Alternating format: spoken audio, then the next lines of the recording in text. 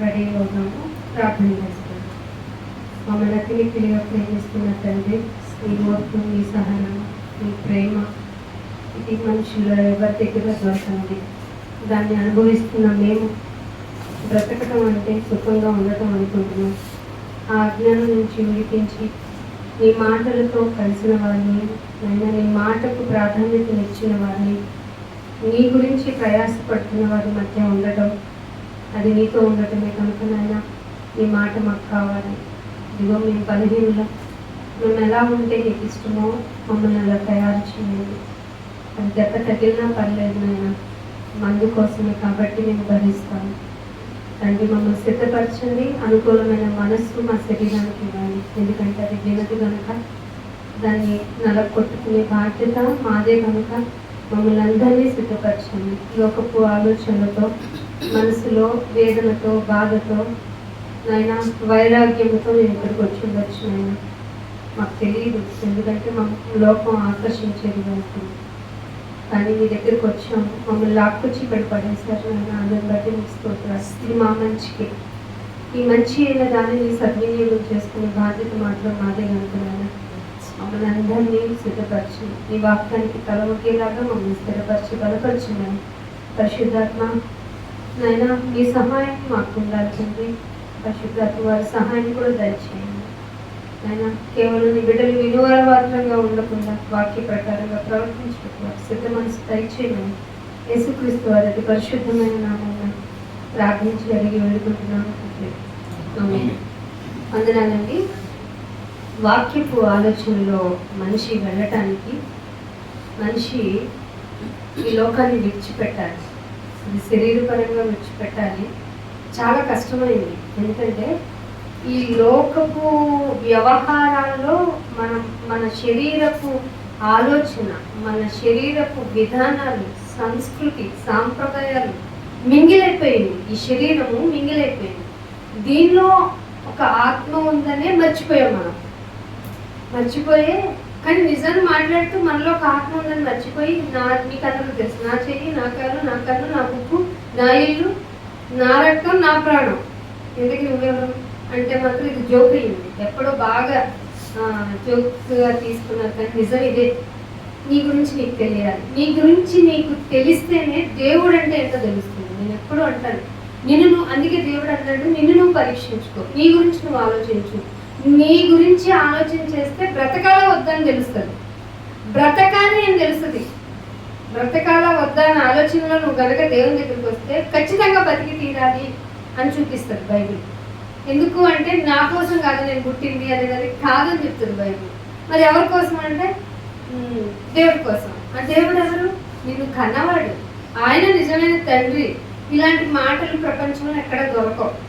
ఇది కన్న తండ్రి అయిన దేవుడు. బైబిల్ ఇంత చెప్పినా మీ చేతిలోకి బైబిల్ ఎందుకు ఇచ్చాడో తెలుసా? చదువుకోండి. వాళ్ళు చెప్పిన మాట కన్నా నేను చెప్పించి, పరిశుద్ధాత్మ ప్రేరణతో నేను చెప్పించి వ్రాయించాను కదా, ఆ మాట నీ మనసులోకి చొచ్చుకోవాలనే నేను నీకు అంత దగ్గరగా అక్షర రూపంలో, పుస్తక రూపంలో ఉన్నాను ప్రస్తుతానికి. 5 డే వస్తుంది. నన్ను నువ్వు చూడాలి అంటే నా క్యారెక్టర్ ముందు నీకు ఇమాజిన్ అవ్వాలి.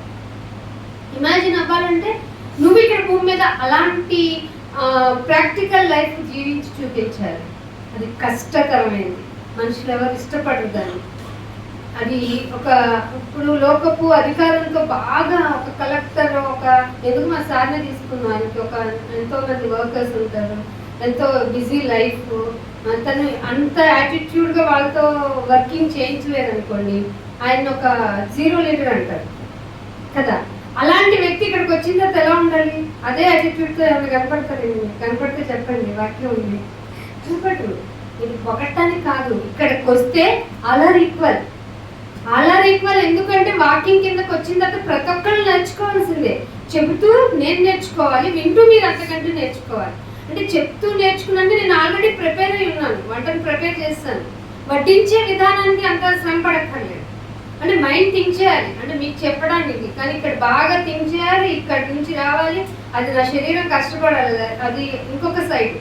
కానీ ఇక్కడికి వచ్చిన మనము ఎవరిని పోలికగా తీసుకోవాలి?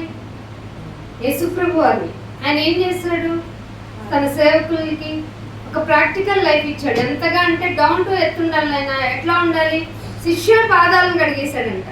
ప్రభువా వద్దు నాయన, దీని బదులు నేను పోతే బాగుండు నాయన. శిష్యులు ఎంత ప్లీజింగ్ చేసుకుంటే ఇది జరగాలి. ఇది సేవకుడు అంటే ఎలా ఉండాలో, ఒక ఒక నన్ను ఫాలో అవుతున్న వాళ్ళు ఎలా ఉండాలో, ఎంత డౌన్ అయిపోవాలో తెలియచేయడానికి నేను ప్రాక్టికల్గా ఇక్కడ వరకు వెళ్ళమంటే మన వాళ్ళు ఏం చేశారు సరైన కాళ్ళు కడిగేస్తాం అనిపించారు. కాళ్ళు కడిగేయటానికి కాదు, అంత డౌన్ అయిపోమని, అందరము అంత ఈక్వల్గా ఉండమని. ప్లేట్లు లేవడం కాళ్ళు కడగడం, ప్లేట్లు లేవడం కాళ్ళు, ఇది కాదు. మనం ఏది నేర్చుకోవాలి దాన్ని వదిలేసాం. సిలువను మోయిందంటే మెల్ల వేసుకొని మోతున్నాం. తేలికైందా భారమైందా? సిలువను మొయ్యటం అంటే మన రోగంతో సిలువను మొయ్యాలి, మన బాధతో సిలువను మొయ్యాలి, మన ఆర్థిక సమస్యలతో మొయ్యాలి. అన్నీ బాగుంటాయి. అన్నీ బాగున్నా మన అందరితో బాగున్నా మనల్ని వంటలు చేస్తారు. అది భరించడం చాలా కష్టం. ఒక సంఘజీవిగా భరించడం చాలా కష్టం. అలాంటి టైంలో ఆయన్ని మాత్రమే ఎత్తుకొని ఆయన కొరకు బ్రతకటం ఉంది చూసారా? ది ఒరిజినల్ లైఫ్ అంటే అది, క్వాలిటీ లైఫ్ అంటే అది. అలా బ్రతికి చూపిస్తే మీకు ఉంటుందండి. ఎంత డ్రోపమైన్ కోసం మీరు నవ్వక్కర్లేదు. అంటే నవ్వే హార్మోన్ అంట డ్రోపమైన్ అంటే. ఆ హార్మోన్ కోసం ఆర్టిఫిషియల్ నవ్వును తెచ్చుకోనక్కర్లా. ప్రభువునందు సంతోషిస్తాం. మళ్ళీ చెప్పుకుందాం, ప్రభువునందే సంతోషిస్తాం. ఎందుకంటే ఇప్పుడున్న ప్రతిదీ ఏదైతే సమస్య అనుకుంటున్నామో అది మనకు ఉండదు, మనతో ఉండదు. మనం పోయిన తర్వాత అసలు మనకి సంబంధం లేదు. సో ఏ విషయంగా మనం కాన్సన్ట్రేటెడ్గా ఉండాలి అంటే ఆయన పని చేయటానికి, ఆయన కొరకు ఎలా బ్రతకాలి. మనకి ఎగ్జామ్ అయితే ఇప్పుడు ధన రూపంలో ఎగ్జామ్ వచ్చిందా, వస్తు రూపంలో వచ్చిందా, లేదంటే ఒక వ్యక్తి రూపంలోనే మనకి పరీక్షలు నిమిత్తం వచ్చారా? రిలేషన్స్ వస్తారు, వెళ్ళటం అవసరం. రాక వచ్చాం కదా అంటే ఏం చెప్తావు? అవును కదా, ఉంటానా అని అనకూడదు.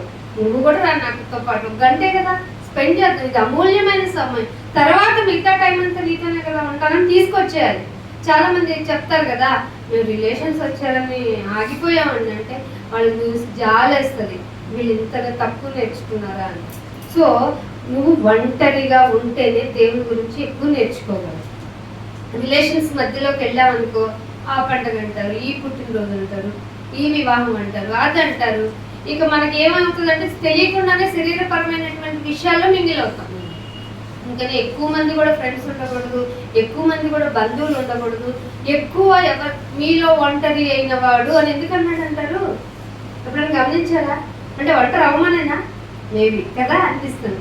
మీలో ఒంటరి అయితేనే యు ఆర్ ఈక్వల్ టు 1000 మంది. అంత బలం ఉందట మన దగ్గర. 1000 మంది బలం ఉంది మనలో. కానీ మనం ఏం చెప్తాం, నేను ఒంటరి అని ఏడుస్తూ మా బంధువులు ఎవరన్నా అలేదే నాకు అని ఏడుస్తారు. అస్సలు అడగకండి.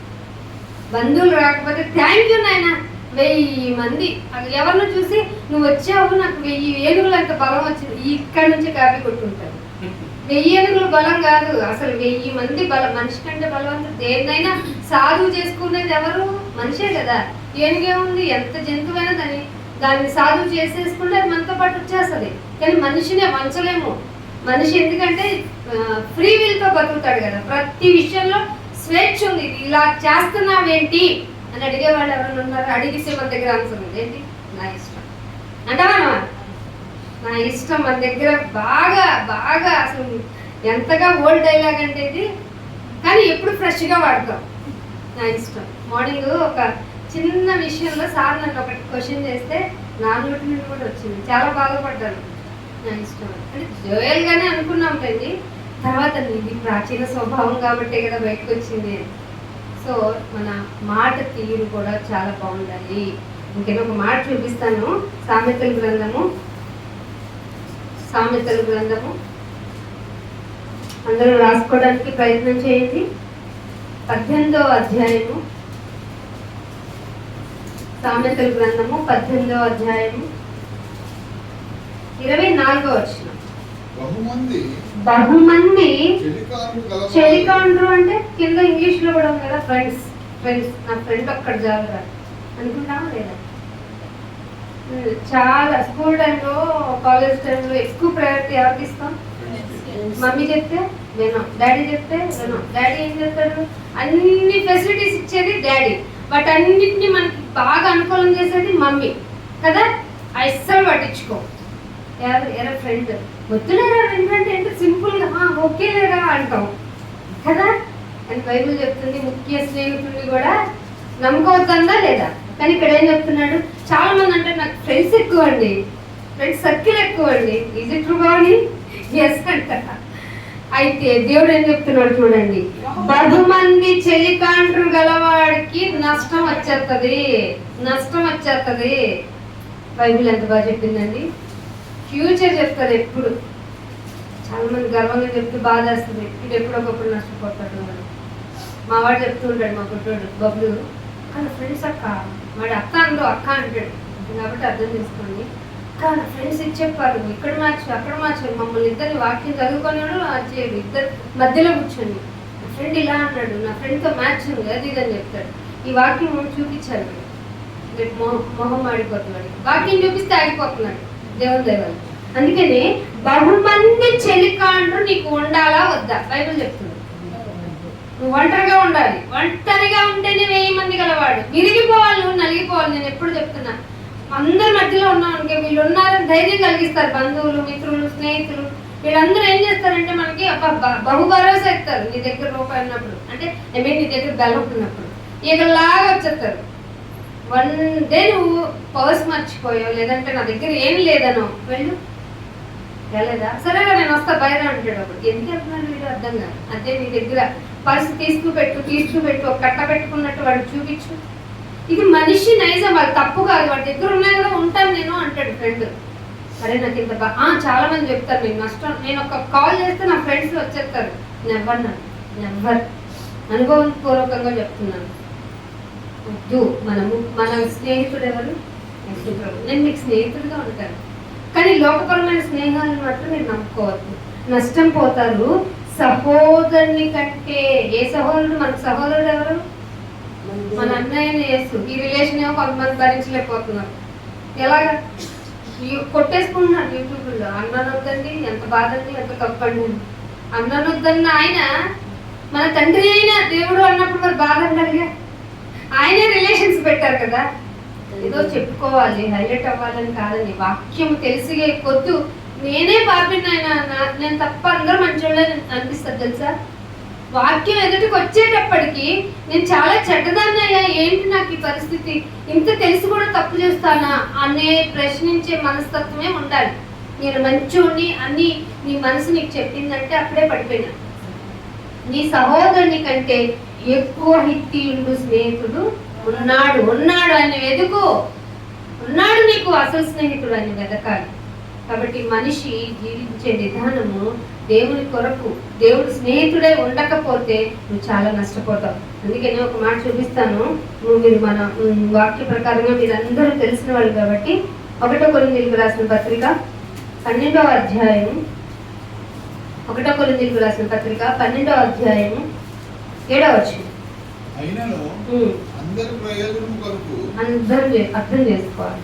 అయినా సరే నైనా మేము చాలా నీతిగా బ్రతికేవాడు, మాకు పౌరుషం కలిగిన వాడు, నువ్వంటే ప్రేమ కలిగిన వాడు, నీ కొరకే బ్రతుకుతాము అన్న వాళ్ళకి దేవుడు ఏం చెప్తున్నాడు చూడండి. అయినను అందరి ప్రయోజనం కోసమట ప్రతి వానికి ఆత్మ ప్రత్యక్షత అనుగ్రహింపబడుచున్నది. నీ మట్టుకు నీకు ఆత్మ ప్రత్యక్షత అంటే వాక్యము నీకు ప్రత్యక్షపరచబడుతుంది. అందుకే దేవుడు మనల్ని మాత్రమే ఎందుకు వేరే పిలిచాడు? చాలా మందికి వాక్యపు యొక్క విలువ తెలియదు. వాక్యం అంటే ఏంటో ఏముందిలే, ఆ దేవుడికి సంబంధించిన 2 మాటలు ఆ సమాజంగా కూర్చొని మాట్లాడుకొని ఆయన మాట్లాడతాడు, ఆయన చదువుతాడు, మనం ఆమెను అనేసుకొని మిగతాది మనకు వచ్చిన పాటని మోగించేద్దామా, మారు మ్రోగించేద్దామా, దీని పేరు ఆరాధనను పెడదామా, లేదంటే ఇది బోరింగ్ అయిపోయింది కాబట్టి బాగా అరిచి అరిచి అరిచి ప్రార్థన నీ ముందు అరిచిస్తే ఊరుకుంటావా? ఇంటికి ఇలా అరిచే వాళ్ళని ఇంటికి వెళ్ళిన తర్వాత అరిచి మాట్లాడండి, ఊరుకుంటారా? ఎందుకంటే అరిచి మాట్లాడతాం అంటారా అంటారా? కానీ దేవుడి దగ్గర మాత్రం పట్టించుకోడన్నా, తిరిగి మాట చెప్పడన్నా, ఊరికి గగ్గోలు పెట్టి అరిచి అరిచి ఆరాధన పేరుతో, ఇంకేమిటి పరిశుద్ధాత్మ వచ్చేసారన్న పేరుతో ఏం చేస్తున్నారు? అరుపులు. దేవుడు ఏం చెప్పాడు, నేను బాబు మీరు అల్లరికి కర్తన చేయకంటారు నన్ను. ఏమన్నాడు?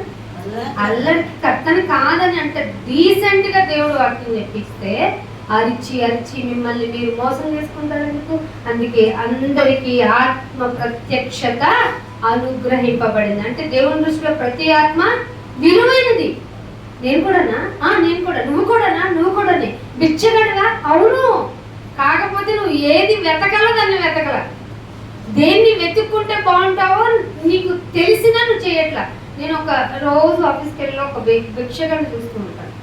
వంటి మీద నూనె పోగు పెట్టుకోవడం, ఒక చిన్న బట్ట పెట్టుకుంటాడు. వాడు పొద్దున్నే బ్రేక్ఫాస్ట్ నేను వెళ్ళి 8:39 లోపు తింటాడు. మళ్ళీ ఈవినింగ్ వచ్చేటప్పుడు ఈవినింగ్ స్నాక్ తింటుంటాడు. అంటే ఫుడ్ తినడం తెలిసింది, కానీ వాడి పేరు ఏం పెట్టబడిందంటే పిచ్చోడు. అంటే పిచ్చోడు అంటే అడుక్కునేవాడు. అంటే నీకు ఫుడ్ తింటే బతికుంటానని తెలిసింది. ఆ ఫుడ్ ఇస్తున్నది ఎవరు, నేను ఇలా బ్రతికున్నది ఎందుకు అని తెలుసుకోలేని నిన్ను దేవుడు ఏం చేయాలి? ఇంకొక అమ్మాయిని చూస్తాను, చాలా బాగా రెడీ అయిపోద్ది, తల్లో పూలు పెట్టేసుకుంటుంది, మంచి పౌడర్ రాసేసుకుంటుంది, పిచ్చావిడే చెత్త అంతా ఒక బ్యాగ్లో వేసుకుని ఇలా వెళ్తుంది, స్మోక్ చేస్తుంది. అంటే నీకు ఇంత బాగా రెడీ అవటం తెలిసింది, స్మోక్ చేయడం తెలిసింది, కానీ నీ పేరేం వేసుకున్నావు? నిన్ను నమ్మాలా? దేవుడు అడుగుతాడు. మనం జాలి పడతాం, పాపం మధ్యస్థితం లేదంట. ఆ ముద్ర వేయించుకుంటావా నువ్వు? ఆత్మ యొక్క ప్రత్యక్షత అందరికీ అనుగ్రహించబడిందంటే అర్థమైందా మీకు? ప్రతి ఒక్కరి మీద ఆయన అనుగ్రహం ఉంది అని అర్థం. కానీ చాలా మంది దేవుడు ఏంటో జాలి లేనాడు, పాపం వీళ్ళేంటి ఇలా చేశాడు, జాలి లేని దేవుడా కొంచెం వీళ్ళని కనికరించవా, అందరూ నీ వాళ్ళే అంట పాటలో. ఎట్లాగా? జాలి ఉంది కాబట్టి భూమి మీద బ్రతుకున్నావు. ఈ భూమిని వదిలేసామా? ఇది మన సేఫ్ జోన్, ఇది వదిలేసామా మనం ఎక్కడికి వెళ్తామండి? డ్రాప్ ఆఫ్ వాటర్ దొరకని ప్లేస్ అది, తిరిగి రాజాలని ప్లేస్ అది. ఇది చెప్తుంటే అక్కడ చూసుకుందాంలే అంటున్నారు. అక్కడ చూసుకుందాంలే అంటే ఎంత మూర్ఖమైన వక్రజనం ఉన్నారు, చెప్పడా లేదా? ఈ మూర్ఖమైన వక్రజనము మధ్య నింద లేకుండా బ్రతకాలి. ఆ ప్రక్రియలో భాగంగా దేవుడు ఏమంటున్నాడు? ఇదే కొరింథీయులకు రాసిన పత్రిక 14వ అధ్యాయము 17వ వచనం చూడండి. నిన్ను ఏం చేయమంటున్నాడు? ఆత్మ ప్రత్యక్షత వచ్చింది కాబట్టి నీవైతే బాగానే కృతజ్ఞత స్తుతులు చెల్లిస్తున్నావు. ఓకే, గుడ్, బాగుంది, ప్రతిదానికి హ్యాపీగానే ఉంది. కానీ ఎదుటవాడికి క్షేమాభివృద్ధి కలగటం లేదు అంటే నువ్వు ఇచ్చే థ్యాంక్స్ గివింగ్ దేవుడు ఒప్పుకుంటున్నాడా లేదా? చెప్పాలి మీరే. నువ్వు ఒప్పుకోవటం లేదు. ఎందుకనంటే నీ థ్యాంక్స్ గివింగ్ వల్ల ఎవరు చెప్తున్నాడు? ఇది విశ్వాసులకి. ఆత్మ ప్రత్యక్షత కలిగి వాక్యమే ప్రయారిటీ అనుకొని ఇక్కడ కూర్చున్నాం కదా, సంఘానికి వెళ్ళిపోతున్నాం కదా, మనకి దేవుడు చూడనప్పటి మాట ఇది చదవగానే ఏంటి ప్రభు ఏమైనా తప్పుగా చదివాను, ఎన్నిసార్లు చదువుకున్నాను, ఏం బెట నీవైతే థ్యాంక్ యూ ఫర్ ఎవ్రీథింగ్ అంటున్నావు, కానీ నాకు మాత్రం ఏంటో తెలుసా, ఎదుట వాడికి డెవలపింగ్ లేదు. అదేంటి? నేను నీకు థ్యాంక్స్ చెప్తే ఎదుటివాడికి క్షేమాభివృద్ధి ఎందుకు అవ్వాలి? నీ థ్యాంక్స్ గివింగ్ ఎదుటివాడికి పాఠం అవ్వాలి కదా. అది లైఫా? నువ్వు ప్రవర్తించే తీరా, నీ మాట, నీ వ్యవహార శైల ఏదైనా కానీ ఎదుట వాడికి క్షేమాభివృద్ధి కలగజేయాలంతే. శత్రువైనా ఎస్, అందుకే శత్రువు గురించి ఏం చేయమన్నాడు? నీకు శత్రువైన వారి గురించి ప్రార్థన చేయి, కానీ వెంటనే వాడు నీకు మిత్రుడు అయిపోవాలి. ఆయన అనుగ్రహం ఉంటే శత్రువుని కూడా మిత్రుడుగా చేయగలడు. ఆయన అనుగ్రహించడం లేదంటే తప్పేమన్నా నీలో ఉందేమో. ఏమంటున్నాడు? ఎదుట వాడికి క్షేమాభివృద్ధి కలగటం లేదు అంటున్నాడు. ఎఫెసీయులకు రాసిన పత్రిక 4వ అధ్యాయం రాసుకోవడానికి ప్రయత్నించండి. ఈ పాట మీకు చాలా బాగా ఉపయోగపడుతుంది విశ్వాస యాత్రలో. 4వ అధ్యాయము 7వ వచనం. అయితే మనలో ప్రతివానికి క్రీస్తు అనుగ్రహించేది వరం, అది పరిమాణం ఉంది. ఒక్క నిమిషం. దేవుడు వరం ఇస్తున్నాడు, దానికి పరిమాణం ఉంది. పరిమాణం ఎందుకు పెట్టాడు? ఆల్ ఆర్ ఈక్వల్ అన్నప్పుడు, ఏ భేదం లేదన్నప్పుడు పరిమాణం ఎందుకు వచ్చింది వరంలో? మన ప్రవర్తించే తీరు వల్ల. అందుకే అంటున్నాడు, మనలో ప్రతివానికి క్రీస్తు అనుగ్రహించు వరము యొక్క పరిమాణము చప్పునే కృప. మనకు అందరికీ కృప కావాలా లేదా? మనందరం మెచ్యూర్ కదా బసెస్లో వాక్యంలో మనందరికీ తెలుసు మనం ఎలా బ్రతికితే చాలా అనుకుంటున్నామో తెలుసు. ఏమని చెప్తాం? పౌల్ గారు చెప్పారు, నాయన నీ కృప ఉంటే చాలా అనుకున్నాను, కానీ నీ యొక్క అదే అంటున్నాడు, క్రీస్తు అనుగ్రహించేది వరం ఉంది కదా, ఆ వరము యొక్క పరిమాణము చప్పున పరిమాణాలు ఎందుకు కొలత ఎందుకు వచ్చింది ఇక్కడ? ఆ కొలత వల్ల కృప వస్తుంది. నాయన చాలా విషయాలకి మనం కృపను మిస్ అవుతున్నామేమో. పరిమాణం మనకెందుకు వచ్చిందో ఇక్కడ కొంచెం కన్ఫ్యూజన్ గా ఉంది కదా. అంటున్నాడు ప్రతి వానికి క్రీస్తు అనుగ్రహించేది వరమే. ఆ వరం ఏంటి? కృపే. ఆ వరము కృపే. ఆ కృప అంట పరిమాణం కొలతగా ఇస్తున్నాడంట. ఎందుకంటే ఎదుట వారికి క్షేమాభివృద్ధి కలగజేసే విధంగా మన వ్యవహార శైలి ఉందో లేదో పరీక్షించుకుందాం. అందుకని ఇంకొక మాట చూపిస్తాను. ఇదే ఎఫెసీయులకు రాసిన పత్రిక 4వ అధ్యాయం 2వ వచనంలో చూడండి ఏమంటాడు? తగినట్టుగా లేమేమో. పిలవబడిన పిలుపుకు తగినట్టుగా ఉంటేనే వరములో పరిమాణం పెరుగుతుంది. ఆ వరము యొక్క పరిమాణము ఏంటి? ఆ వరం ఏంటి? ఫస్ట్ ఆఫ్ ఆల్ కృప చాలా అనుకుంటున్నాం కదా. ఆ కృప పరిమాణంలో వస్తుంది అంటే, ఆ పరిమాణం ఎక్కువ మోతాదులో కావాలి అంటే పిలువబడిన పిలుపుకు తగినట్టుగా ఇక్కడ మనం మెయిన్ గా మెయింటైన్ చేయాల్సింది ఏంటి? అసలు మనం లేనిది, మనకి రాంది, ఎంత ప్రయత్నించినా సఫలీకృతం కానీ మన బతుకులో జరగండి దీర్ఘశాంతము వస్తుందా? ఫ్రూట్స్ 7 ఫ్రూట్స్ 8 ఫ్రూట్స్ కదా. 8 ఆత్మ ఫలాల్లో అత్యంత ప్రాధాన్యమైనది దీర్ఘశాంతం. ఎక్కువైతే లేని శాంతము, సహనము. అసలు ఎన్ని రానిది ఇది ఎట్లా వస్తుంది? వాటర్ లేదు, ఫుడ్ లేదు, మనం రాలేదు, మనం చేయలేదు, సహనం కోల్పోతాం. దీర్ఘశాంతం తగినట్టుగా, పిలిచిన పిలుపుకు తగినట్టుగా దీర్ఘశాంతముతో కూడిన సంపూర్ణ వినయం. Total obedience. ఏ విశ్వాస దగ్గర ఉంటుందా? ఎంత బాగా చెప్పాడండి. పరిమాణం ఎందుకు ఇచ్చావు నాయన అంటే తగినట్టుగా, పిలుపుకు తగినట్టుగా పరిమాణం పెరుగుతుంది. పిలుపుకు తగినట్టుగా ఉండకపోతే ఉన్న పరిమాణం కూడా తీసేస్తాడు ఆయన. దీర్ఘశాంతముతో కూడిన సంపూర్ణ వినయముతోను సాత్వికత మీక్నెస్. మాకు లేనిది అది కదా. మనల్ని అందరూ చూసేమనుకోవాలి? రౌడీ అనుకోవాలి. నేను ఎంత రౌడీనో తెలుసు అసలు. ఇప్పుడు కాబట్టి ఎట్లా ఉన్నా ఎంతో అవసరం అది. ఇప్పుడు కాబట్టి అంటే నీ ప్రాచీన స్వభావాన్ని నువ్వే మర్చిపోవాలా. పక్కనోడి క్షేమాభివృద్ధికి నీ యొక్క యాక్టివిటీ ఎలా పనిచేస్తుంది కదా. అందుకే అంటున్నాడు దీర్ఘశాంతముతో కూడిన సంపూర్ణ వినయముతోను సాత్వికముతోను నడుచుకోవాలని ఎఫెసీ సంఘానికంట ఎక్కడ నుండి చెప్తున్నాడంట? 3వ వచనంలో ప్రభువుని బట్టి. ఖైదీగా ఉన్నాను నేను.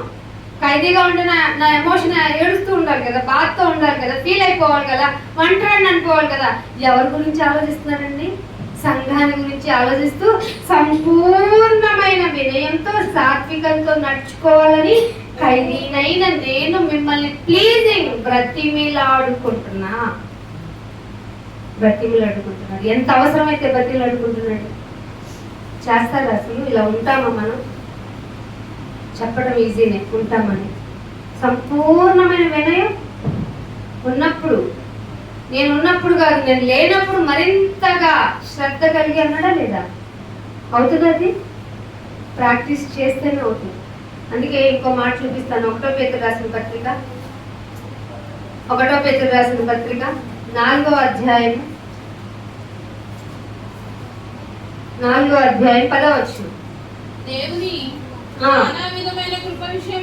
దేవుని నానా విధమైన కృప విషయమై మంచి గృహ నిర్వాహకులుగా ఉండాలి. ఎవరే గృహం అంటే ఇంకొక పదం ఏంటి? పర్యాయ పదం ఇల్లు. గృహానికి నిర్వహించుకునే మనమే ఇల్లా కదా కదా. అయితే దేవుని నానా విధమైన కృప ఉంది.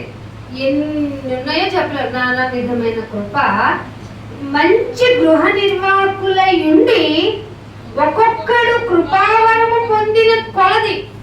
నీకు దేవుడు మంచి వాక్చాతుర్యం ఇచ్చాడు, మంచి పాటలు పాడేది ఇచ్చాడు, దేవుడు మంచి ప్రార్థనా పత్రాలు చేశాడు, అనేక మంది కొరకు ఉపవాసం ఉండే ఆలోచనలు ఇచ్చాడు. అసలు ఈ కుటుంబం కొరకు నువ్వు ఎటువంటి త్యాగం చేయడానికైనా పౌలు గారు లాగా నన్ను నేను త్యాగం చేసుకుంటాను అనేటువంటి పరిస్థితికి నువ్వు వచ్చిన కృపావరమును ఏం చేశాడంట, ఒక్కొక్కడికి కృపావరము పొందిన కొలది ఇంకొకడికి ఏం చేయాలట, సర్వీస్, ఉపచారం. ఇది జరుగుతుంది. అసలు ఉపచారం చేయాలి. కానీ ఎవరంటే నాకు నేర్పించినోడైతే నాకేంటి, నాకు చెప్పినోడైతే నాకేంటి, ఇక రావచ్చా మనకి, వస్తుందంటే ఏంటి, ఉప్పొంగ చేసే జీవపు డమ్మం ఉంది అని అర్థం. అది చెప్పదు, చేసి చూపిస్తుంది జీవపు డంబం. ఉపచారం చేయనివ్వదు. మనము కృపావరము పొందిన కొలది ఇంకొకరికి ఉపచారం చేయాల్సింది. వెళ్ళే కొద్దిగా ఎందుకు ఇరుకవుతుంది అనుకున్నారు మార్గం? ఇలాంటివే మనల్ని ఎవరో ఇబ్బంది పెడతారు, మనకి మనశ్శాంతి లేకుండా చేశారు. మనం చేయగలమా? పిలిచి మరి ఉపచారం చేయమంటే పిలిచన్నా చెయ్యాలి, లేదంటే మనమన్నా వెళ్ళిపోవాలి. జరుగుతుందా? జరగటం లేదంటే ఏంటి, కృపావరం మెల్లగా పక్కకెళ్తుంది. నీకు ఇచ్చిందే ఫస్ట్ చూడండి. మనకి ఇంతే ఇస్తారు కొన్ని ఎక్స్పెరిమెంట్స్ మనం చేసినప్పుడు స్కూల్కో కాలేజ్కో మెటీరియల్స్ కొంచెం ఇస్తారు, దీంతోనే వాడి నాకు ప్రాక్టికల్ చేసి చూపించింది వాడు. కానీ అది అయిపోయిందంటే మేడం దగ్గరికి వెళ్ళి, మేడం ఇవ్వండి కొంచెం, నీకు ఇక్కడ ఈ పరిమాణం చొప్పునే ఇచ్చాను, ఈ మెజర్మెంట్లోనే నువ్వు చెయ్యాలి, ఈ మెజర్మెంట్లోనే నువ్వు ఎక్స్పెరిమెంట్ చేయలేదంటే నేను ఇంకా ఇచ్చినా నువ్వేం చేయలేవు. ఒక టీచరే అలా చెబితే దైవికంగా మనల్ని కృప అనే వరాన్ని ఇచ్చే దేవుడు నీకు ఎందుకు పరిమాణాన్ని పెట్టాడో అర్థమైందా? ఇప్పుడు ఎందుకునైనా భేదం లేదని చెప్పి పరిమాణాలు ఇచ్చావు కృపలో అంటే ఇందుకే. ఉపచారం చేయాల్సి వస్తుంది. అప్పుడు నీ క్యారెక్టర్, ప్రాచీన స్వభావం బయటపడిపోద్ది. నువ్వు చేయలేవు, ఎందుకంటే నీ మీద నీకే సెల్ఫ్ రెస్పెక్ట్. ఈ మధ్య కొటేషన్ నాది యాటిట్యూడ్ అనుకుంటారు, ఏమనుకుంటారో లేదు, నన్ను నేను బాగా గౌరవించుకుంటాను, అది యాటిట్యూడ్ అనుకున్నా నేనేం చేయలేనంట. చెయ్యాలి బాబు, చెయ్యాలి, తప్పదు. ఉపచారము మరి ఒకరికి చెయ్యండి అంటుంది బైబిల్. ఇంకొక మాట చూపిస్తాను, 9వ వచనం చూడండి ఏమంటాడు. ఈ పరంగా ఉపచారం చేయాల్సి వస్తే, ఇదిగో నాన్న చేయమంటావుగా, సరేలే నేను చేయకపోతే నాకు పరలోకం ఇవ్వవు కదా అని అంటావా? సనుక్కో మాకు చేసేటప్పుడు ఏమంట, సనుగు కొనకుండా ఒకరికి ఒకరు, వాళ్ళే నాకు ఆదిత్యం చేయాలి, వాళ్ళే నాకు రెస్పెక్ట్ చేయాలి, వాళ్ళే రావాలని కాదు, ఒకరికి ఒకడు యాక్షన్ రియాక్షన్ రెండు ఉండాలి, సనుక్కోకూడదు. ఈ మధ్యలో ఇంకో మాట కూడా ఉంటుంది. 8వ వచనంలో ఏమంటాడు చూడండి, పై వచనమే, దీనికి ఏం కావాలో తెలుసా? చేయలేం. దీనికి కావాల్సింది ఏంటి? మనం ప్రేమిస్తున్నాం నటించే మనకి మాట విషంలాగానే చేదుగానే అనిపిస్తుంది. ప్రేమ ముందుగా నువ్వు సహోదరుని ప్రేమిస్తే ఆ ప్రేమతో అనేక పాపాలని కప్పేస్తాం. చెడ్డడైతే దేవుడు చూసుకుంటాను. మనం ప్రేమిద్దాం, ఉపచారం చేద్దాం, నా కృప పరిమాణం పెరుగుతుంది కదా అనుకుంటాం. ప్రేమ అనేక పాపములను కప్పును గనక అన్నిటికంటే ముఖ్యముగా ది మోస్ట్ ఇంపార్టెంట్ క్వశ్చన్ కి ఆన్సర్ ఏంటంటే, అన్నిటికంటే ముఖ్యంగా ఒకని ఎడల ఒకడు. నువ్వు ఎవరినైతే ఐ డోంట్ అంటావో వాడినే పట్టుకొచ్చుకొని వాడి దగ్గరికే నువ్వు వెళ్ళిపోయి ఒకరికి ఒకడు మిక్కటంగా ది మోస్ట్ గా ప్రేమించేయాలంట. అవుతుందా? మరింత ఇరుకైపోలే మనకు. ఇక్కడ కొంతమంది పోతారు, ఉపచారం దగ్గర కొంతమంది పోతారు, అసలు కృప అనే పరిమాణాన్ని మొత్తం క్రోసుకునే క్యారెక్టర్లు చూపిస్తా మీకు. ఇంకేమంటున్నాడు? సనుకోవద్దంటున్నాడు, ప్రేమ చూపించాలి. ఫస్ట్ అనేక పాపాలు నీకు కనపడుతున్నాయి ఎదుటి వ్యక్తిలో అంటే ఎదుటి వ్యక్తిని నువ్వు ప్రేమించటల్లా, ఎదుటి వ్యక్తిని ద్వేషిస్తూ నేను దేవుణ్ణి ప్రేమిస్తానంటే నీకంటే దుర్మార్గుడు లేడు అంటున్నట్టు బైబిల్లో. ఎంత ఎంత ఉందండి వాక్యం. అందుకనే రోమీకి రాసిన పత్రిక 12వ అధ్యాయము 8వ వచనం చూడండి. 12వ అధ్యాయము 8వ వచనం. బోధించువాడైతే బోధించుటలోను, నువ్వు బోధిస్తే బోధించటంలో, హెచ్చరించే విధానం నీకు తెలిస్తే హెచ్చరించటంలోను పని కలిగి ఉండండి. పంచి పెట్టేటప్పుడు కూడా మంచి మనసు ఉండాలి నీకు. ఏది పంచిపెట్టినా, వాక్యం పంచిపెట్టినా, తిండి పంచిపెట్టినా, లేకపోతే ఇంకేమన్నా పంచిపెట్టేది అనే వర్డ్ ఎక్కడ వచ్చినా నీకేముండాలంటున్నాడు? మంచి మనసు, శుద్ధ మనసుతోను, పై విచారణ చేసే విషయంలో అయితే మరింత జాగ్రత్తతోను, కరుణించువాడు అయితే సంతోషంగా కరుణించాలి. ఎవరిని కరుణిస్తావు చెప్పు? కామన్గా ఎవరిని కరుణిస్తావు? నీ మీద నిందేసినోడిని, నిన్ను నేర్పించినోడిని, నువ్వంటే ద్వేషం కలిగినోడిని కరుణిస్తావా? కరుణించలేదు సరే కదా. దేవుడు ఇక్కడ ఏమన్నాడు? సంతోషంతో కరుణించు. నాయన నా వల్ల కాదు ఈ ట్యాబ్లెట్ వేసుకోవడం అంటావా? చేయలేదు నాయన, నిన్ను బాగు చేస్తుంది, నా దగ్గరికి తెచ్చేస్తుంది నిన్ను. ఇది కృపావరం. నువ్వు ఇది ఆచరించడం వల్ల నీ కృప యొక్క పరిమాణం పెరుగుతుంది. అప్పుడు ఏదున్నా, ఏ ఇబ్బంది ఉన్నా, నా కృప చాలు, నీకు చాలు లేకపో అంటే వెరీ వెరీ థ్యాంక్ యూ నాయన అనే స్టేజ్కి వస్తావు అంటున్నాడు. ఏ విషయంలోనైనా సంతోషంగా చైతన్యంగా వచ్చిన మీ ప్రేమ నిష్కపటంగా ప్రేమించే విధానంలో సహోదరుని కపటంతో ప్రేమించకూడదు. నిష్కపటము, కపటంతో నోటి పెదవులతో రండన్నా, కూర్చోండన్నా, చేయండన్నా అనకూడదు. నిష్కపటంగా శుద్ధ మనసుతో వాళ్ళు ప్రేమించాలి. నిష్కపటమైనదై ఉండవలను. వాళ్ళల్లో చెడ్డది కనిపించిన చెడ్డదానిని అసహించుకోండి, మంచిదాన్ని మాత్రం హత్తుకోండి. కృప పరిమాణం పెరగడానికి హింట్ ఇది.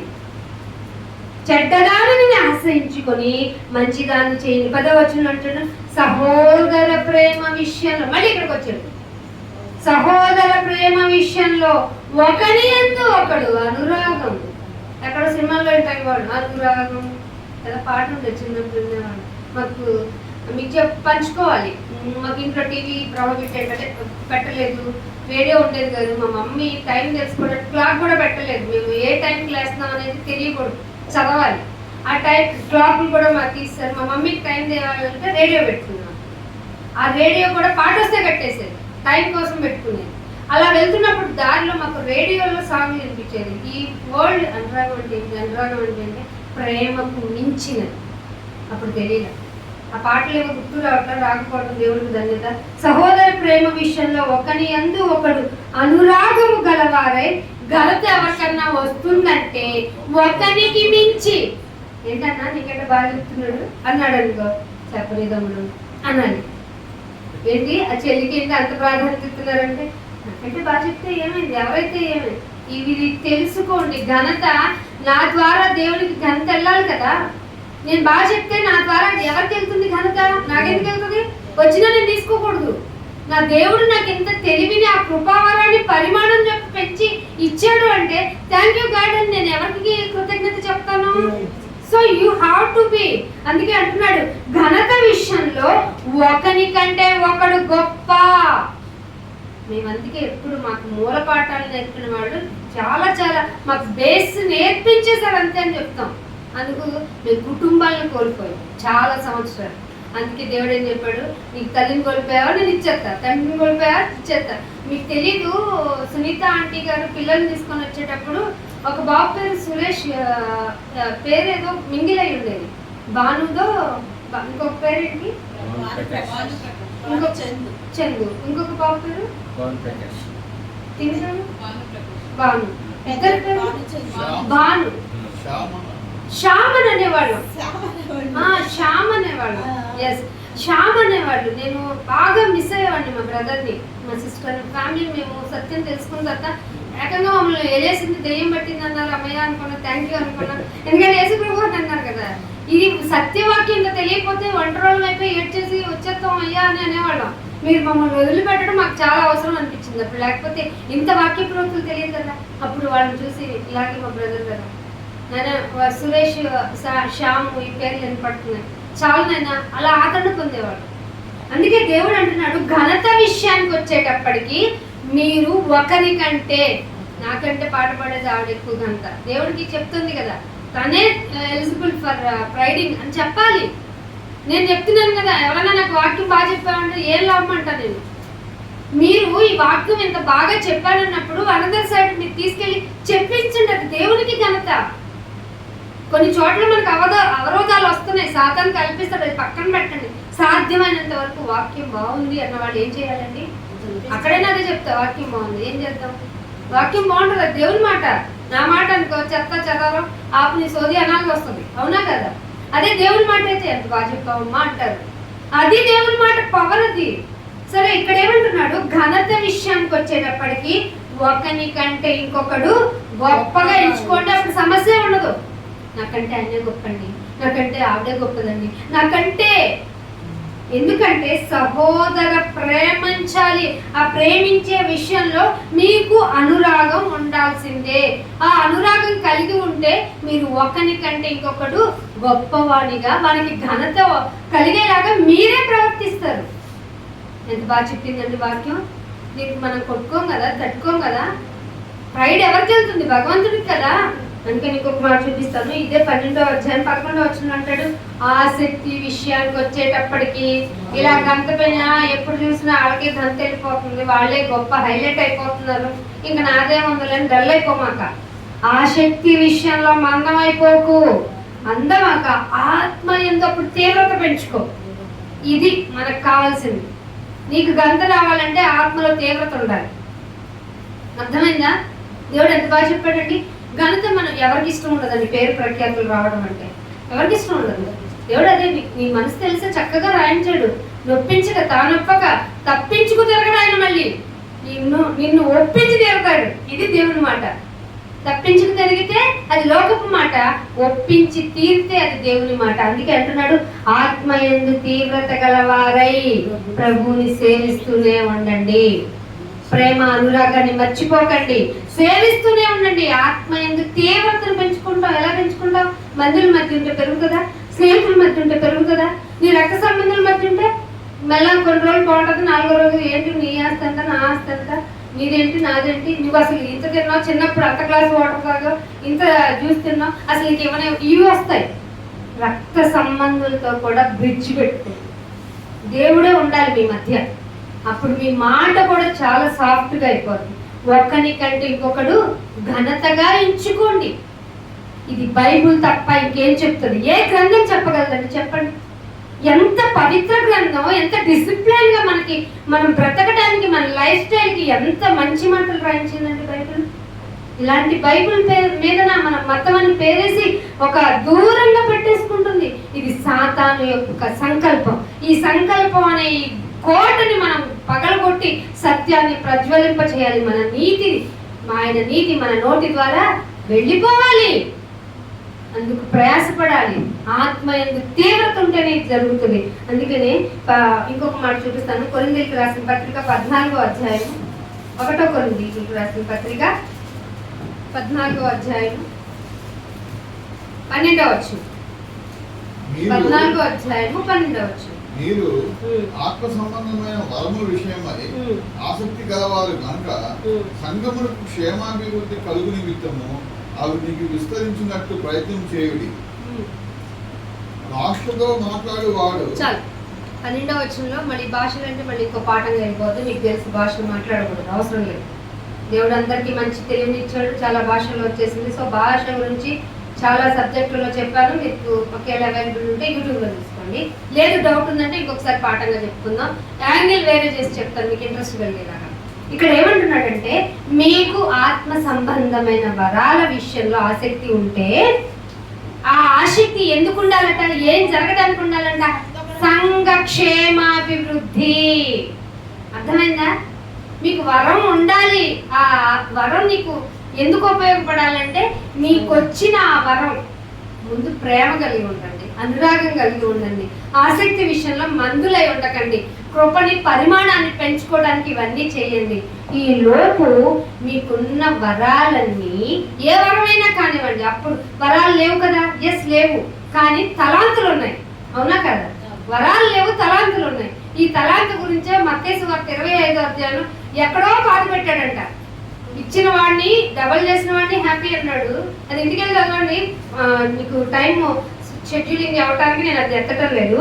మీకు ఈ వరాలు, ఈ తలాంతులన్నీ ఎందుకు ఉపయోగపడాలి? సంఘము క్షేమము, దాని అభివృద్ధి ఉపయోగపడుతుందా?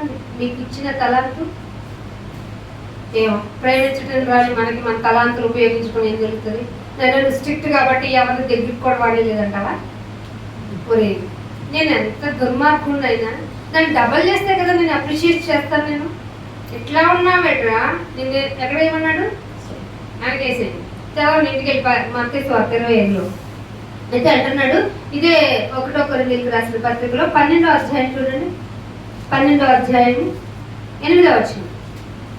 12వ అధ్యాయం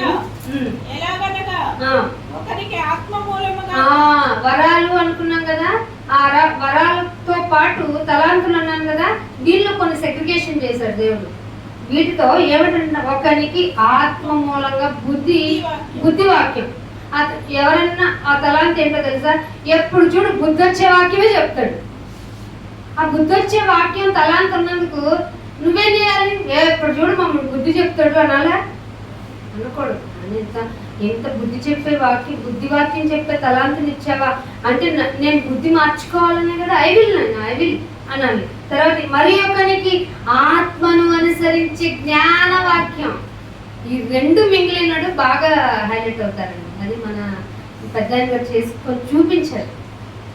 ఎందుకంటే ఆత్మను అనుసరించి జ్ఞాన వాక్యము, మా ఆత్మ మూలముగా బుద్ధి వాక్యము, మరి ఒకరికి ఆత్మ వలననే విశ్వాసము. ఏంటి ఎంత చెప్తున్నా విశ్వాసం రాదంటే రాదు. ఆత్మ ప్రేరేపించాలి. దాన్ని డైరెక్ట్ గా డిక్లరేషన్ ఇచ్చారు యేసుప్రభు వారు. నా తండ్రి ఆకర్షించాలి అన్నాడా లేదా? ఎవడైనాను ఆకర్షింపబడితే తప్ప వాడు నా తండ్రి వద్దకు రాలేదు. కాబట్టి ఇక్కడ ఏం చెప్తున్నాడంటే మరి ఒకనికి ఆ ఆత్మ వలనే విశ్వాసము, ఆ ఆత్మ వలనే స్వస్థపరిచే వరం ఉందా అంటే నేను చెప్పను. ఉండొచ్చు, ఉండకపోవచ్చు. ఇక్కడ వరం ఉంది అంటే హైలైట్ అవుతుంది ఏంటి?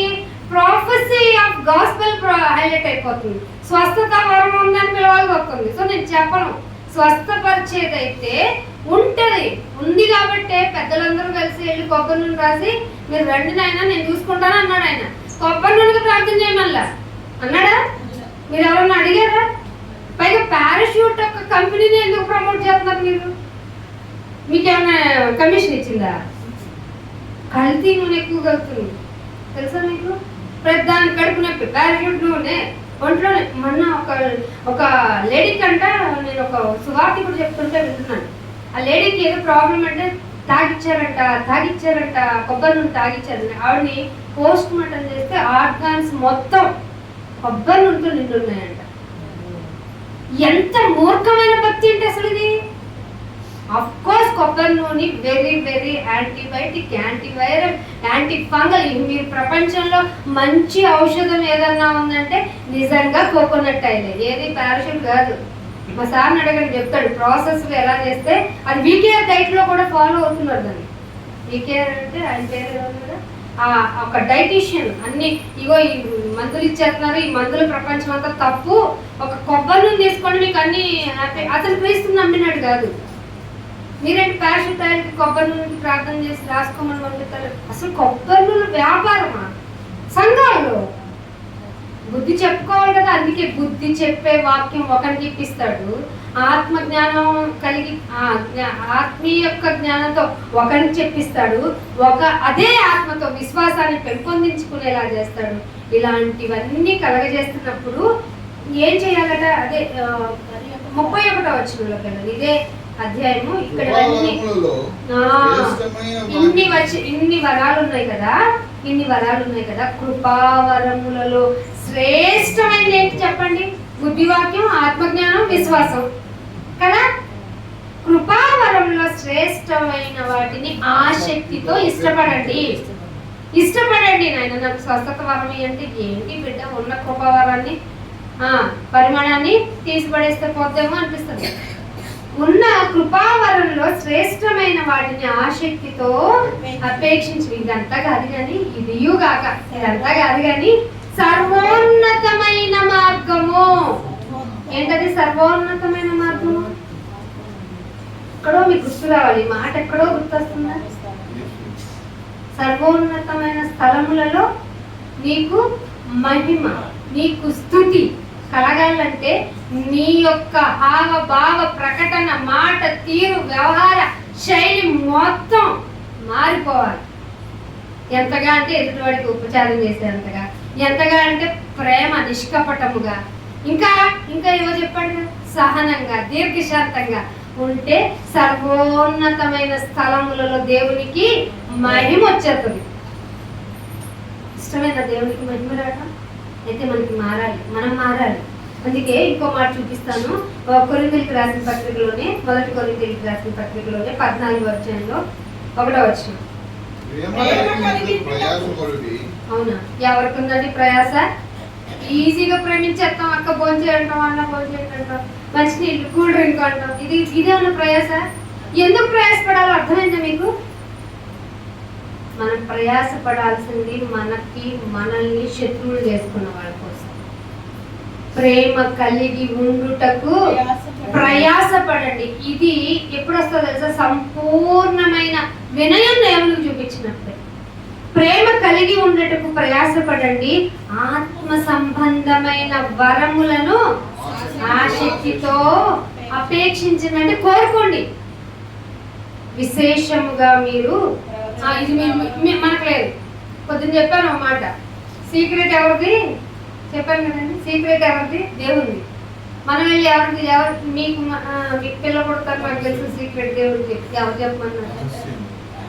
అంటే సీక్రెట్ అంటే తీసుకోండి 29 సీక్రెట్ నాది, నువ్వే నా పనిలో వెళ్ళడుతున్నావు అంటున్నాడు దేవుడు. నిన్నెవరు చెప్పమన్నాడు సీక్రెట్? నేను రివీల్ చేయమన్నానా?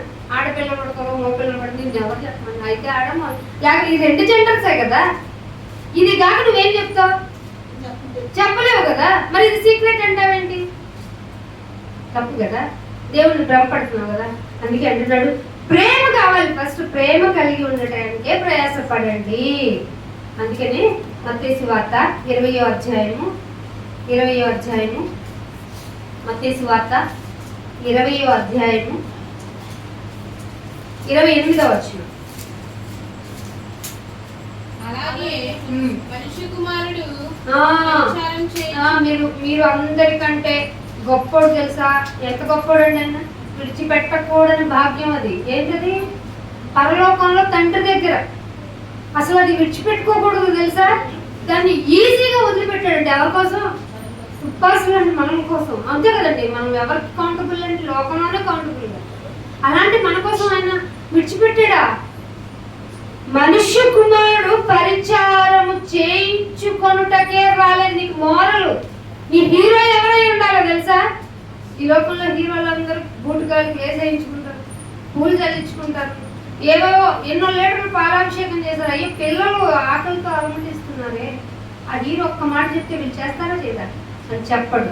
ఎందుకంటే నాకు ఫోటోలు చేశారు తెలుసా గ్లోబల్ చెప్పుకొని మురిసిపోతాడు. మీరు ఈ హీరో అని చెప్పుకుని జీరో. కానీ అసలైన హీరో ఏం చేశాడో తెలుసా? పరిచారము చేయించుకొనుటకు రాలేదు గాని పరిచారము చేయుటకు అనేకులకు ప్రతిగా విమోచన క్రయధనం. ఆయామోంది క్రయధనం నేనే ఇచ్చేస్తున్నాను, నన్ను నేరుగా ఇస్తున్నా. ఎవరికి ఉన్నాయండి గడ్స్? జైలుకి వెళ్ళి ఇదిగో నేను జైల్లో ఉన్నాను, నా కోసం నువ్వు ఉంటావా అని అడగండి. భర్తను అడగండి.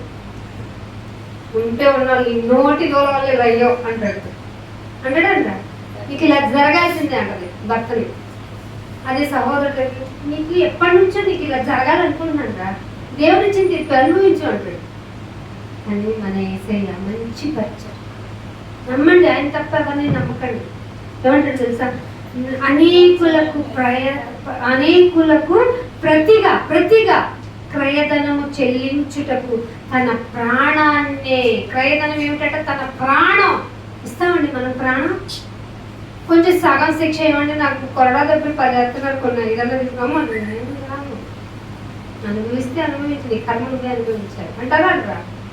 ఏదైనా బాధపడుతున్నాం అనుకో, కాలికి దెబ్బ తగిలో, ఏలికి దెబ్బ తగిలితారు, దెబ్బ తగిలిందనే వెళ్ళామనుకున్నాను. నాకు తెలిసి నీ తొందరపడుతుంది, జరగాల్సిందే.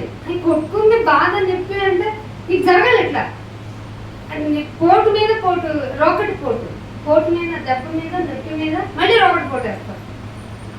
మన యేసుప్రభు గారండి ఎంత ప్రేమ చూపించారు. బానిస అవ్వాలండి మనం ఆయన ప్రేమకి. అందుకే ప్రేమ విషయంలో ఎక్కువ ప్రయారిటీ ఇచ్చేయండి. దేవుడు చూపించాడు. అనేకులకు ప్రతిగా విమోచన. విమోచన అంటే విడిపించే క్రయధనంగా ప్రాణం పెట్టాడు ఆయన. మనము కూడా ప్రాణము పెట్ట బద్దులము. అందుకే టేబులింగ్ చేస్తున్నాం. అందుకే ఆయన కొడుకు క్రయధనాన్ని, త్యాగాన్ని మనం జ్ఞాపకం చేసుకుంటున్నాం. ప్రాణమునిచ్చుటకు వచ్చాడట. వచ్చి ఏమండి, నేను ప్రాణం పెట్టడానికి రాలేదు, నా ప్రాణం ఎప్పుడు తీస్తాడు, అంత పిరికివాడైనా నా ప్రాణం పెట్టడానికైనా తీసుకోవడానికైనా నాకు అధికారం ఉంది. మనకు అధికారం ఉంటే ఏం చేస్తాం? ఒక దెబ్బగా నా ప్రభావం నేను పోతున్నాను అంటాము. ఎందుకంటే మన ప్రాణ భయం. ఒక చిన్న వేలు కోసుకుంది అనుకోండి, మనం తెలియకుండా కోసుకుంది. మా మమ్మీకి చెప్పా, శ్రీనివాస్ గారికి చెప్పా, చెల్లికి చెప్పా, ఇది చిన్న తెగినందుకే. ఎందుకు? జాలి పడతారని. జాలి పడలే, అసలు పట్టించుకోలేదు. ఎవరన్నా పట్టించుకోరండి. సహజం. కిచెన్ లో తెగటం సహజం. మనం కూడా ప్రాణం పెట్టాలి. వధకు సిద్ధం అవ్వాలి. వధకు సిద్ధమైన గొర్రెకి తెగింది, బాధపడింది అంటే కుదరదు. అన్నిటినీ భరించాలి. పంటికి ఉన్న అట్లయితేనే క్రైస్తవులుగా ఉండండి. అలా కుదరదు, చేయమంటే బెస్ట్ మీరు లోకంలోకి వెళ్ళిపోండి. చెప్పండి అలాంటి వాళ్ళకి తక్కువ శిక్ష పడుతుంది. కానీ ఇక్కడికి వచ్చేసారు అంటే ప్రేమ గురించి సకలం తెలుస్తుంది. మీకు ప్రతిదీ రివీల్ అయిపోతుంది. కాబట్టి కృప అనుగ్రహించబడింది. కాబట్టి మీకు పరిమాణం కృప పెరిగింది అంటే శిక్ష కూడా పెరుగుతుంది. తెలుసా? ఇది ధర్మశాస్త్రంలో, రోమపత్రికలో అదే గోల. అయ్యో కృప వచ్చిందని ఫీల్ అవ్వకండి. ఈ కృపను కనుక సద్వినియోగం చేసుకోకపోతే మనం ఎంత ప్రాబ్లం ఫేస్ చేస్తామో తెలియదు. అసలు ఈ కృపను అనుభవిస్తున్నాం అనేది సంఘాలు ఎవరికి తెలియటం లేదండి. అదే బాధ.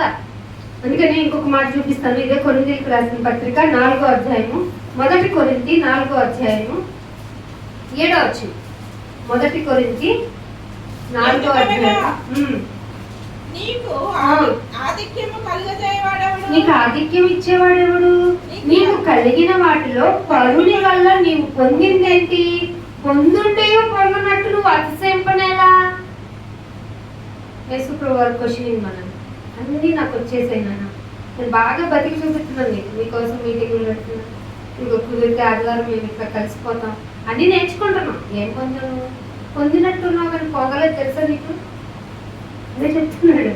అందుకే మీరు ఏం చేయమంటున్నాడు? మీకు ఆదిత్యం నాకు ఎవరు ఐడెంటిటీ ఇవ్వట్లేదండి. ఇది నా ప్రాబ్లం.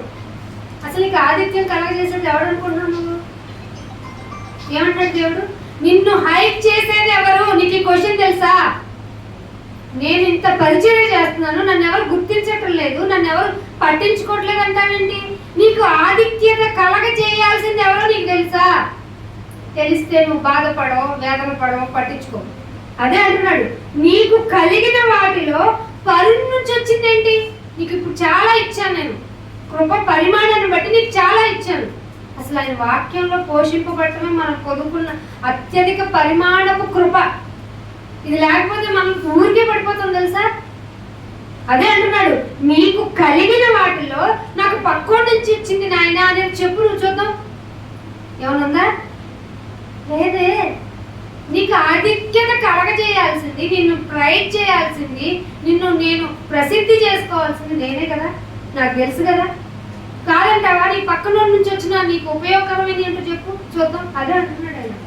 అందుకని నీవు ఏది పొందాలన్నా పొందినట్టు, పొంది ఉండి పొందినట్టున్నావు నువ్వు. నీకు తెలుస్తుందా?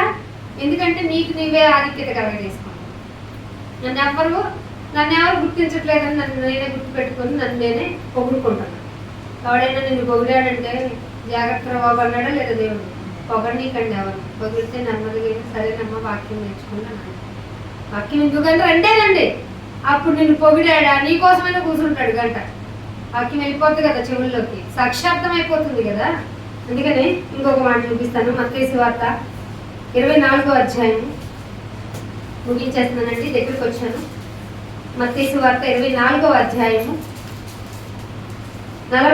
5వ వచనం 24:45. యజమానుడు తన ఇంటి వారికి తగిన వేళ యజమానుడు తన ఇంటి వారికి తగిన వేళలో పుట్టుబెట్టుటకు వారి పైన ఉంచిన నమ్మకమైన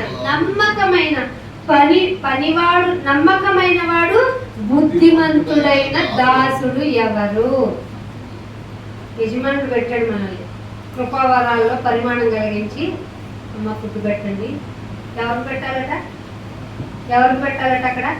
తన ఇంటి వారికి. పెడుతున్నావా మన ఇంట్లో వాళ్ళకన్నా? టైంకి వేళకి. నేననేది అన్నము, ఆకు, కూర, పప్పు, చికెన్, బిర్యానీ, పొద్దున్నే బిర్యానీ, మధ్యాహ్నం అవి కాదు. ఆత్మీయ ఆహారం పెడుతున్నారా? మన ఇంట్లోనే పెట్టాం. కానీ దేవుడు ఏమంటున్నాడు? అన్నము పెట్టుటకు వారి పైన ఉంచిన నమ్మకమైన వాడు, బుద్ధిమంతుడు. అసలు దాసుడు ఎవరైనా ఉన్నారా? ఇప్పుడు వరకు కనిపించలేదంట ఆ కాలంలో. యజమానులు ఇంటి వారికి భోజనం పెట్టే దాసుడు లేడు, బుద్ధిమంతుడైన దాసుడు ఎవరు లేదు. ఎందుకంటే నాకు నేను హైలైట్ అవ్వాలి. నాలో ఎన్ని లోపాలున్నా చూపించేవాడు నాకు వద్దు. ఎందుకంటే నేను దాన్ని భరించలేదు. ఇది నా లైఫ్, నా ఇష్టం వచ్చిన నేను బ్రతుకుతాని అన్నీ తెలిసిన నువ్వు కూడా చెప్తే దేవుడు ఎంతగా నీ విషయంలో బాధపడి ఉంటాడు. తెలుసుకున్న వాడిని మీదే దేవుడు బాధ ఎక్కువ ఉంటుంది. దీనికి అన్నీ తెలిసిన బిడ్డగా చేస్తున్నాడు, ఇలా ప్రవర్తిస్తున్నాడు. ఏంటి ఎలా ఉండమన్నాను? ప్రేమ కలిగి ఉండుటకు. గొడవ వచ్చింది, ఇంకా వాళ్ళ ఇంటికి మా ఇంటికి దూరం అంతే అనేస్తావా? ఒక విశ్వాసిగా తీసుకొచ్చేయాలి కదా. వాక్యం వినిపించాలి కదా. మనం వాక్యంతో కోసం పరిగెత్తుకుని రావాలి కదా. అవన్నీ జరగటం లేదు. ఇంకొక మాట చూపిస్తాను. ఇదే కొరింథీయులకు రాసిన పత్రిక 4వ అధ్యాయం, 1 కొరింథీ 4వ అధ్యాయము 7వ వచనం. 4వ అధ్యాయము 1 కొరింథీయులకు రాసిన మొదటి పత్రిక 4వ అధ్యాయము. చదివారు కదా, సారీ. ఇంకొక మాట, ఈ 2వ కొరింథీయులకు రాసిన పత్రిక 2వ కొరింథీయులకు రాసిన పత్రిక 6వ అధ్యాయము 1వ వచనం.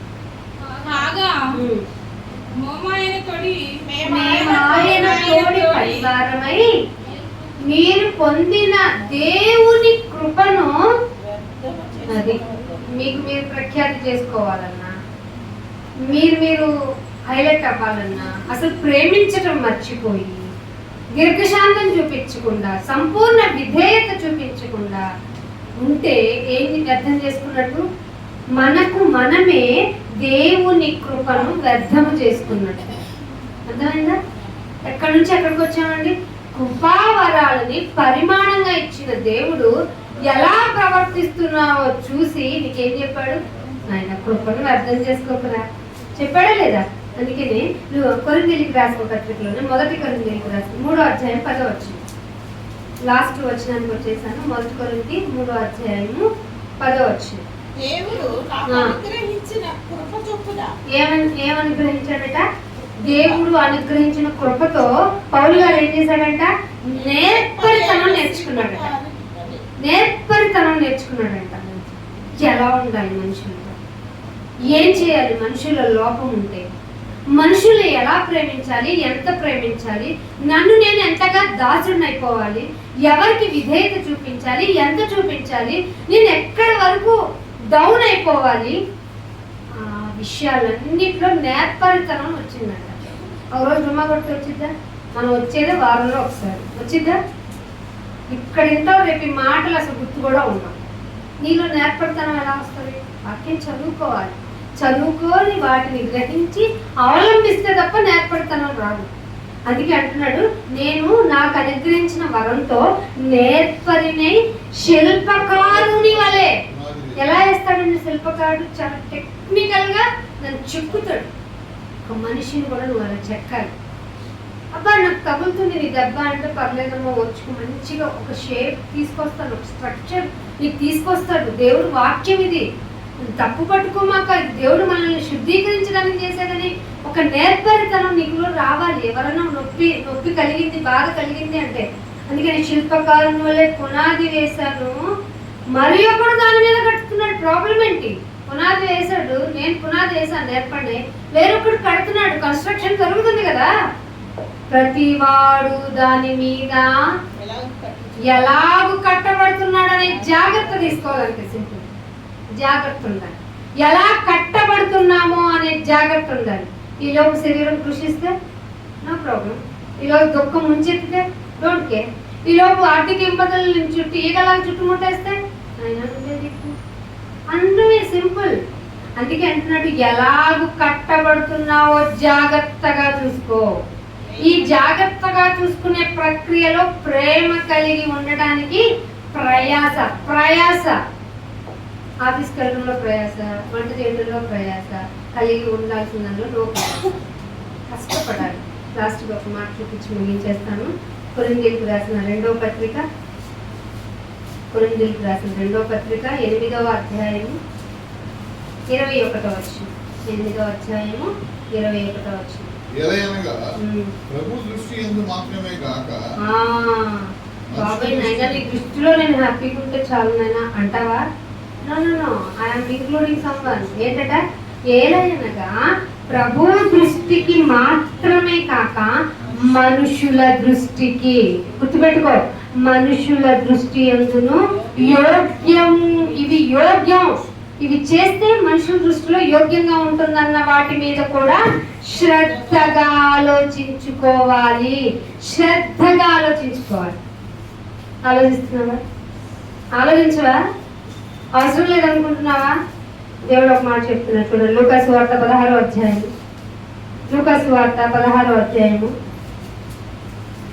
2వ వచనం. లూకాసు వార్త దీంతో ముగించేస్తున్నాను, మిమ్మల్ని పరీక్షించుకోండి.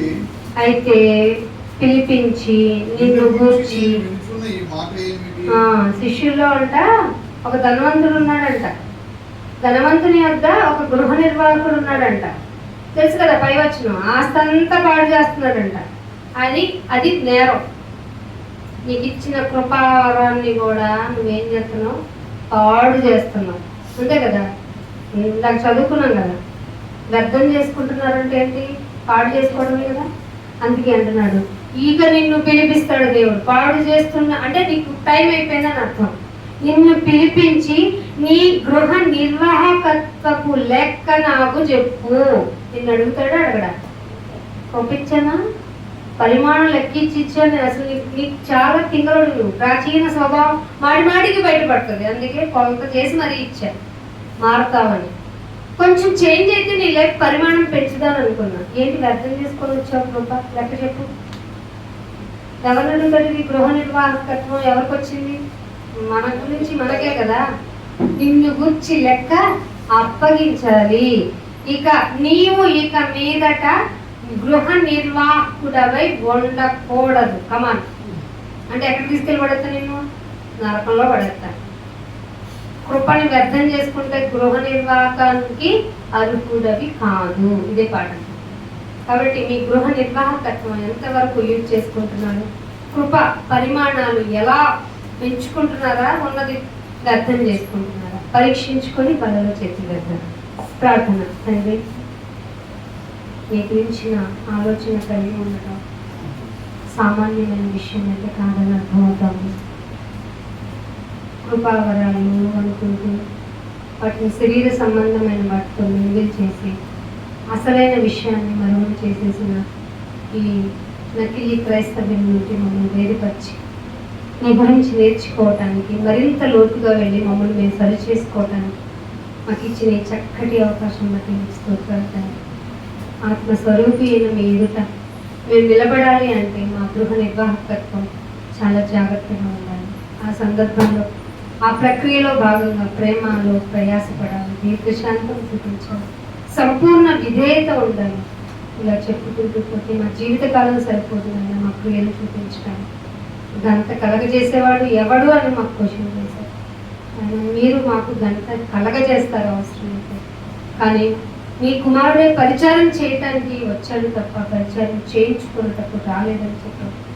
ఆయన నీ బిడ్డ మాకు మార్గదర్శి, ఎంతగా తగ్గించుకున్నారు నేను. ఇదిగో అలా గుర్తు చేసుకోవడానికి ఈ బల్ల కార్యక్రమం కూడా ఏర్పాటు చేశారు. మమ్మల్ని మేము పరీక్షించుకుంటాం, వాళ్ళలో చేతులు వేస్తాం, తీర్పులోనికి రాకుండా మమ్మల్ని మేము కాపాడుకుంటాం. నేను ఇది ధన్యత మాకందరికీ దయచేయమని కోరుకుంటాం. యేసుక్రీస్తు వారి పరిశుద్ధమైన నామములో ప్రార్థన చేసుకుంటున్నాం తండ్రి. Thank you all of you. God bless you all.